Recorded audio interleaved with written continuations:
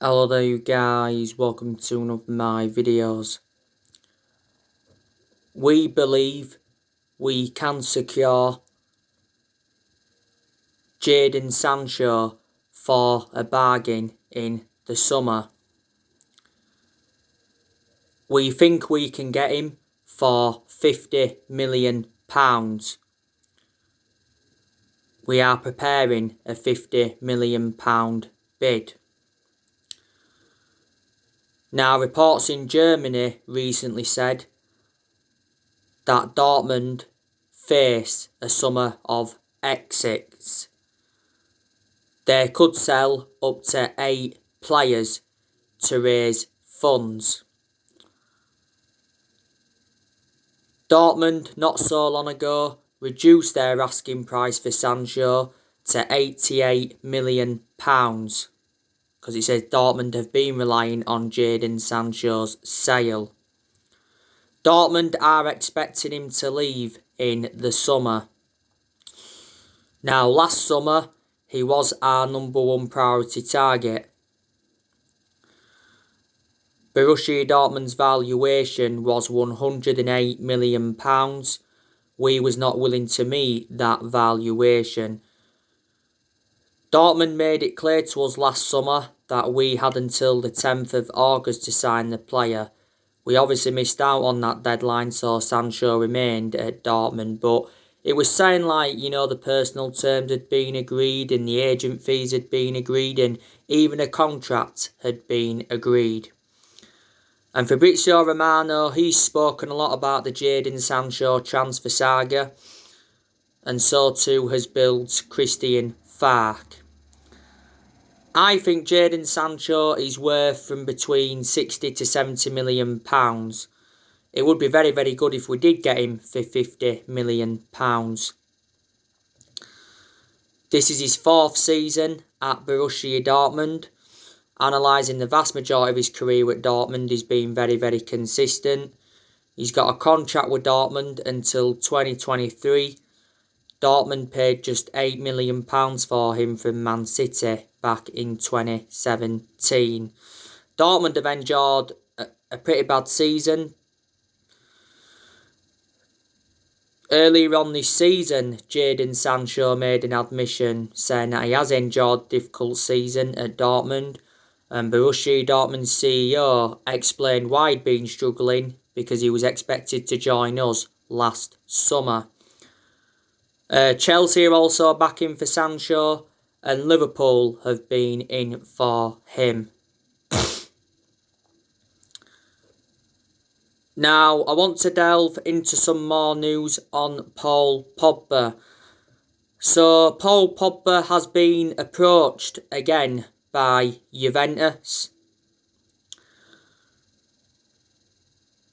According to reports in Italy, Juventus offered us 4 players in exchange for Paul Pogba. There's a good chance Paul Pogba will go back to Juventus. He did endure 4 good years with them. There's 3 clubs that want him. There's obviously Juventus that want him. Real Madrid want him. And PSG want him.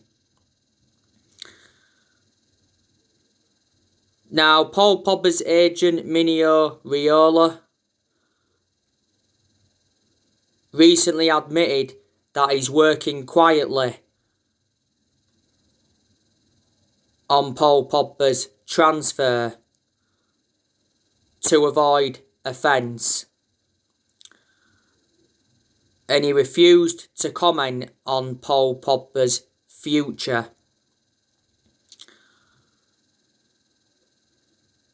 Mino Raiola made an announcement back in December saying that his client's career at Man United is over. He said he's unhappy and he has to leave and he's got no intentions of signing a new contract. Solskjaer was furious with Mino Raiola's announcement because it was just before the game against RB Leipzig in the Champions League.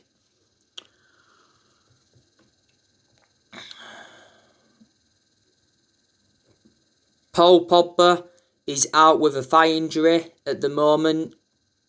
Solskjaer's confirmed he's going to be out for a few weeks.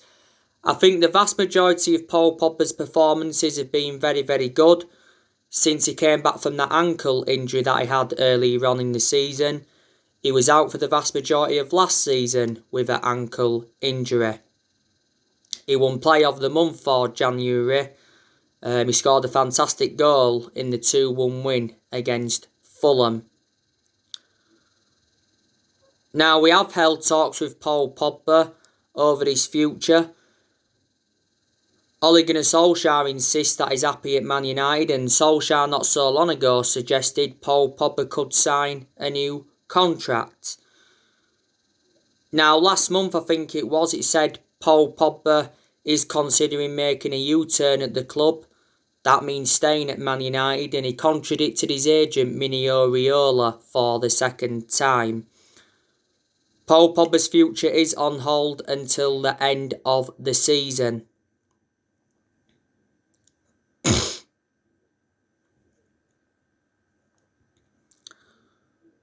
Paul Pogba's brother, Matthias Pogba, recently gave us an update on Paul Pogba's future, and he's actually advised us to sell Paul Pogba during the summer if we are to get the money, or he said he could leave for nothing next year.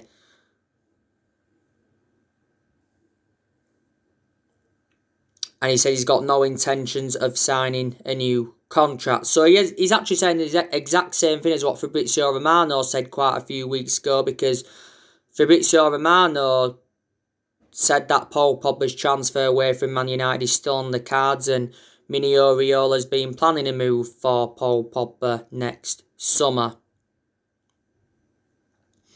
Earlier on this season, we triggered that 1-year extension on his contract, so he's under contract with Man United until June 2022. When we have been playing him recently, we have put him in more of an advanced role. This is his 5th season at the club since he rejoined. He's our most expensive signing at the moment because we paid £89 million for him. He's won 3 trophies at the club. That was the Europa League, the League Cup and the Community Shield.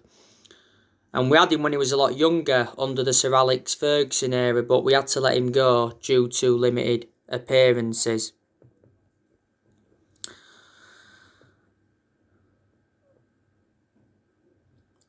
You already know the news on Sergio Ramos. Fabrizio Romano denies that we've made contact with Sergio Ramos' agent. It actually says that Sergio Ramos wants to join Man United. He's rejected a 2-year contract offer from Real Madrid, and it said his agent was going to fly to England to finalise a 2-year deal which could be worth £200,000 a week. Sergio Ramos has been a long-serving player at Real Madrid. He's been at Real Madrid for around 16 years. He's made over 600 appearances in all competitions. He's scored 100 goals or just over 100 goals. He's won 22 major honours. Real Madrid paid around €27 million for him from Sevilla back in 2005. If we did get Ramos in, he would be only short term because he is 34. But he would go very, very well alongside Harry Maguire in our back line. A new centre-back is Ole Gunnar Solskjaer's priority. And Jules Koundé from Sevilla. Apparently, we will have to pay around £55 million if we are to get him in the summer. Jules Koundé's performances have been outstanding for Sevilla this season. Sevilla paid around £22 million for him from Bordeaux around 19 months ago. He's got a contract with Sevilla until 2024. This year's summer transfer window is very, very important for Man United because we do need to make signings. I've already given you the 3 areas where I think Manchester United need to strengthen up. I think we need a striker, we need a midfielder, and we also need a centre-half. He says we will smash our transfer record. in the summer. Ed Woodward is set to hand Ole Gunnar Solskjaer a huge war chest to sign top players in all areas. Solskjaer says our summer transfer plans could be affected by the pandemic, but I am still expecting us to make signings. Woodward's got to back Solskjaer in the summer transfer window, because I think the transfer windows Solskjaer's endured so far, he has not been backed enough by the board. And Solskjaer a few times has showed his frustration towards the board. Solskjaer has endured 4 transfer windows as permanent Man United manager. And I think it was a disappointing January transfer window this year, because we only saw one arrival, and that was Amad Diallo Traore. But Solskjaer did say a few times, didn't he, during the January transfer window, that he wasn't expecting any signings. We was focusing a lot more on the outgoings in the January transfer window rather than the incomings. And to Solskjaer's credit, he has got rid of a lot of the deadwood since he got recommended in to Man United. I'm expecting more players to leave the club in the summer. You know, like I said, Pogba could leave in the summer. There's a good chance Juan Mata will leave in the summer. You know, Matic, he could also leave in the summer as well. Phil Jones, I'm also expecting him to leave this year. Phil Jones has been out with injury for the past 12 months, but we are giving him a second chance. But Woodward has promised Solskjaer that he'll back him. He did say towards the end of last year that he will back him with a long-term plan centred around summer transfer windows. You know, the board's been one of the biggest problems at the club for several years, reflecting how poor our recruitment policy's been. We've also overpaid for players, and none of the managers have been backed enough since Ferguson retired. Woodward's been here since 2012, and the Glazers have been with us since 2005.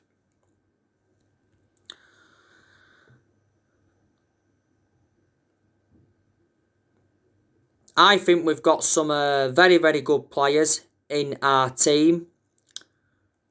And there's obviously players that have really, really improved under the Ole Gunnar Solskjaer era. Luke Shaw, aspects of his game are really, really improving. You know, Luke Shaw's getting forward well. He's creating chances for his teammates. He's getting in good positions. His crossing's getting good. And defensively, Luke Shaw has been superb. Surprisingly, Luke Shaw still remains our first choice left back despite the arrival of Alex Telles last summer. But he's injury prone. But Luke Shaw's had a good career at Man United. Eric Bay, I also really, really like him. He's a good centre half. He intercepts the ball well. He shows that ability to play out from the back, and he's very effective in the air. My element of concern about Eric Bay, he's far too injury prone. Harry Maguire, I think he's improving as well, but still wasn't worth the £80 million that we got him for. Harry Maguire is the most expensive centre-half in the world at the moment, and he's the second most expensive signing at the club behind Paul Pogba, and Harry Maguire is our current captain. And Wan-Bissaka, I think aspects of his game are really, really improving. You know, he's getting forward well in some games. He's taking players on at the edge of the box. His crossing's getting better. But defensively, Wan-Bissaka's always been superb. So we was obviously saying that he's got to get forward more. That's our element of concern about him.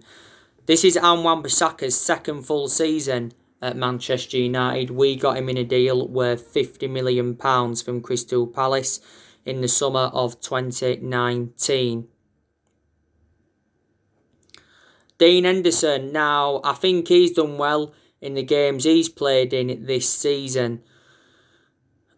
And I think at some point Dean Henderson needs to become our number one. I think he's reliable enough now to become our number one, because Dean Henderson has got that experience behind him, because he endured 2 successful loans with Sheffield United.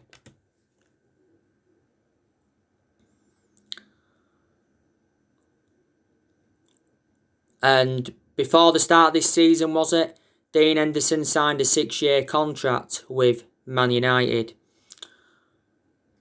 But David De Gea, he will remain our number 1 for at least this season. Solskjaer recently warned David De Gea that his place is not secure in the Man United team. He says no one's place is safe. They've obviously got to earn their place. David De Gea did get criticised, reflecting on the 2 bad mistakes he made in our 3-3 draw with Everton. Effectively, he cost us that game. But in the last couple of years, David De Gea has made a lot of calamitous mistakes. But quite a few years ago, he was regarded as the best goalkeeper in the world. This is his 10th season at Man United, so he has been a long servant and he's made over 500 appearances for the club in all competitions.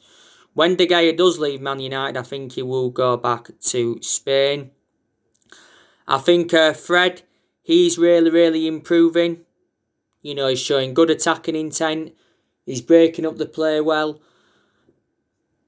You know, Fred's passing's getting better.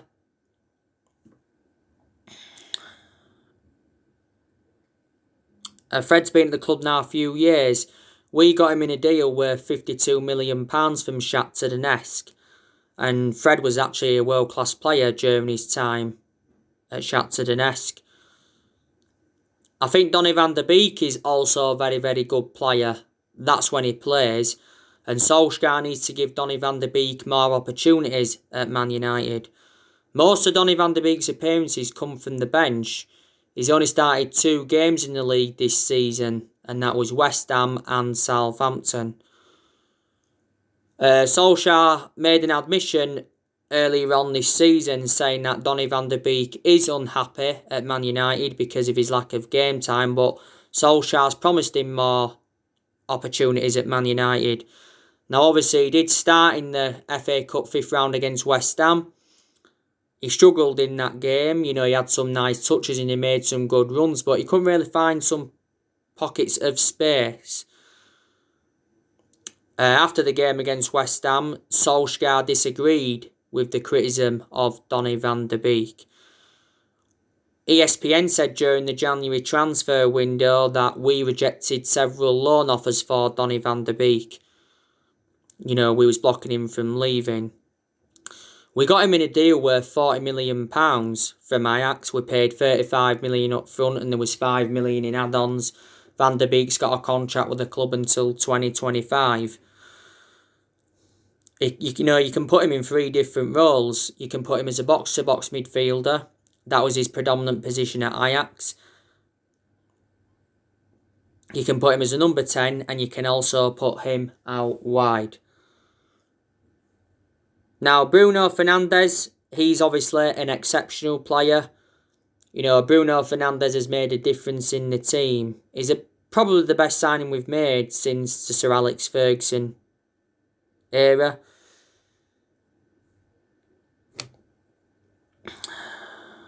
When it was Bruno Fernandes' 12-month anniversary, he said he was planning on spending many years at Manchester United. In most of his games at Man United, he has been very consistent. There's only been a few games where he has looked off the pace. Bruno Fernandes won Player of the Month for December, but he's won that now quite a few times, reflecting on his good performances. He said the other week that we are 3 months into contract talks with Fernandes, and then he said contract talks had stalled. Bruno Fernandes has got a contract with the club until 2025. There's also an option to extend his contract for a further year. We initially paid £47 million for him, but the overall cost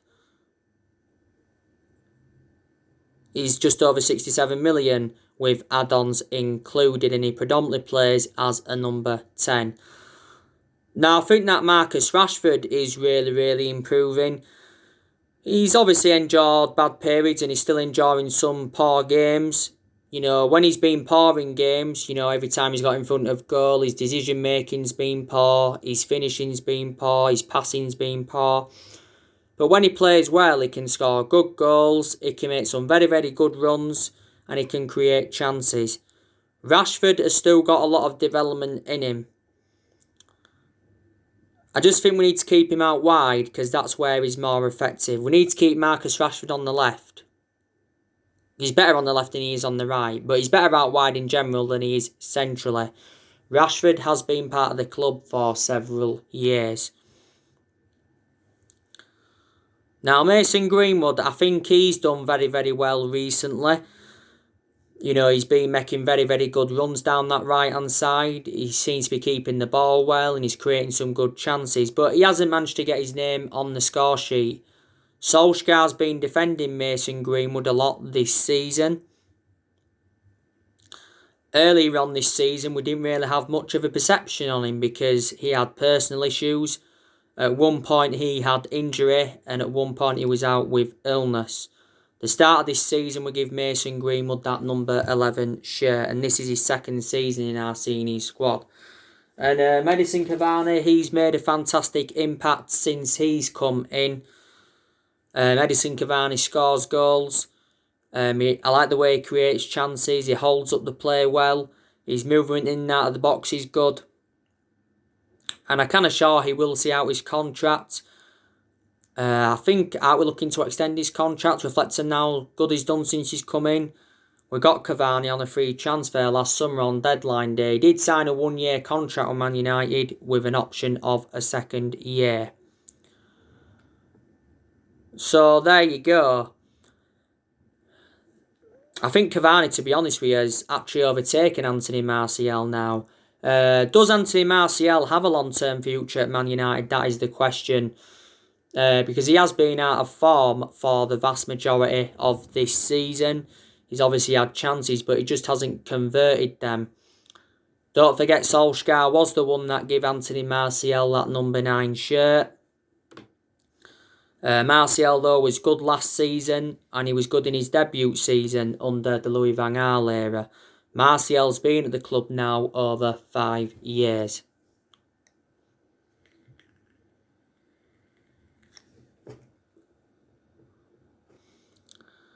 But I've got to say, Ole Gunnar Solskjaer is making fantastic progress at Manchester United. You know, he's got us to the FA Cup quarter-finals. We progressed to the quarter-finals for the 7th consecutive year. We do play Leicester in the FA Cup quarter-finals.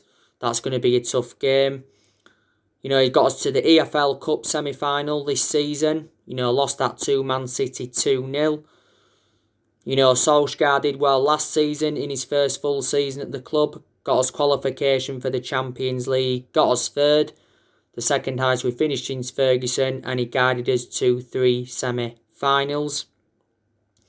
And performances in recent months have been improving. Certain players are improving. It's good that Solskjaer's improved quite a lot of players. We're second in the league. We have got a very, very good away record.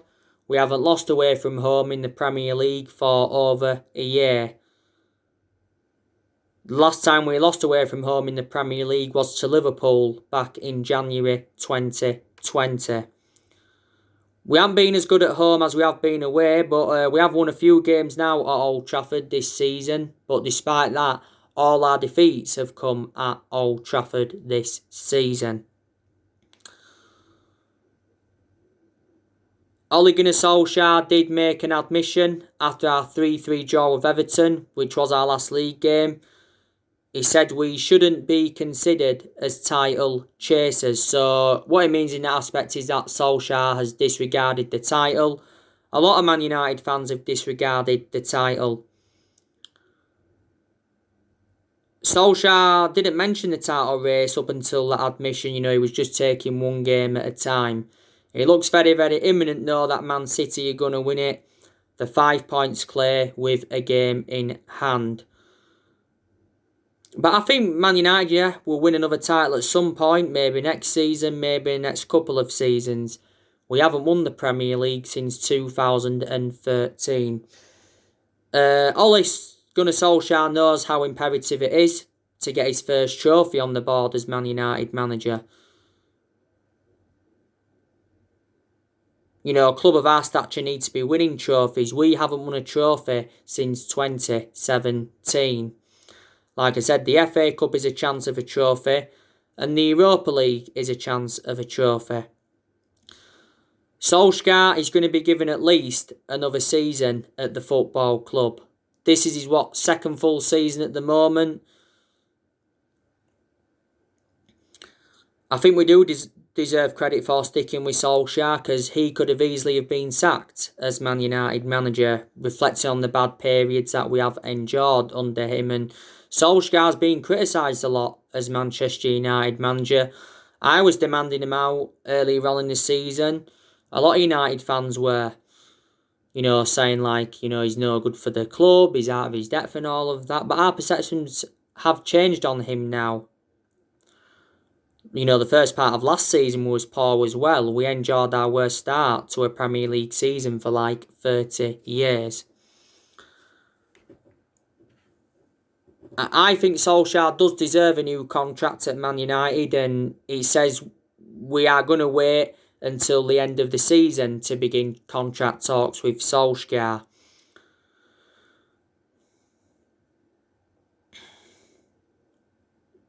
He says we could offer him a new 2-year deal on one condition. That's if we qualify for the Champions League and we keep pushing for the title. Solskjaer has like 16 months left on his current contract. When Solskjaer got the job permanently back in March 2019, he signed a 3-year contract with Man United. Obviously, he got the job permanently, reflects on what he did in that 3-month period when he was the interim manager. A lot of United fans said, we did give him the job too early.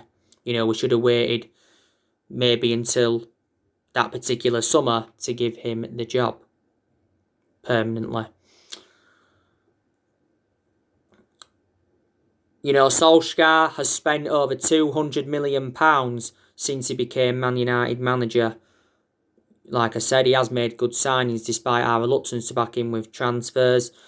He's been Man United manager now over 2 years. Like I said, reflecting how long he's been at the club, he has gained some managerial experience and he has learnt quite a bit on the job. Man United is the third club in his managerial career. Before he was with us, he was at Molde. He won a few Norwegian titles at Molde, but they're not a big club. And before he was at Molde, he was at Cardiff, and Solskjaer's record at Cardiff was absolutely disastrous. And he's managed over 100 games as Man United manager in all competitions. But it's just good that we are seeing consistency now under Solskjaer, because we didn't see consistency for a long time. And in recent months, we have been getting glimpses of the Sir Alex Ferguson era, because obviously performances have been good and we've come from behind in a lot of games this season, and we used to come from behind a lot under Ferguson, and we used to score a lot of last-minute goals under Sir Alex Ferguson as well. No one's going to achieve what Ferguson achieved at the club, and no one's going to last as long as Ferguson did. Ferguson endured 27 years with us. He won a total of 38 major honours, including 13 Premier League titles. But he didn't settle in straight away because he didn't win out in his first 4 years at Man United. But we've had different managers with different philosophies. 3 managers have been sacked since Ferguson retired. That was David Moyes, sacked him after 10 months. We sacked Louis van Gaal after 2 years, despite him winning the FA Cup. And we sacked Jose Mourinho after 2.5 years, despite him winning 3 trophies in his first season. I give you the reasons why it didn't work out under Mourinho is because obviously he had bad disputes with the board, bad disputes with the top players, such as Shaw, Pogba, Rashford. Didn't he have a problem with Martial at one point as well? And basically the board just weren't backing the signings that he wanted to recommend into the club. Mistakes have been made from us since Ferguson left, and that's one of the main explanations as well why I was so inconsistent for a long time.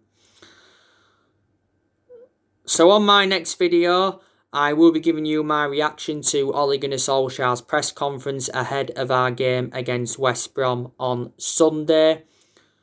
I'm expecting Man United to win that one. We've got Real Sociedad in the Europa League after West Brom. It says the first leg is going to be played in Turin due to travel restrictions in Spain. So yeah. So anyway, guys, that's everything to update you today. Drop your comments, likes below on the channel. If you do, consider subscribe as always, and take care. God bless. See you all again very, very soon.